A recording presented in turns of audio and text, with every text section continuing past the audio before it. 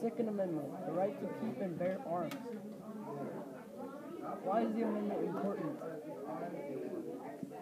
The Second Amendment is for regulated militia being necessary to the security of a free state. The right of people to keep and bear arms shall be inviolable. Bad handwriting. Example: store clerk possesses firearms to defend against criminals. In one case, a store clerk shot and killed a robber who also possessed a gun. He is not charged under this right because it was self-defense.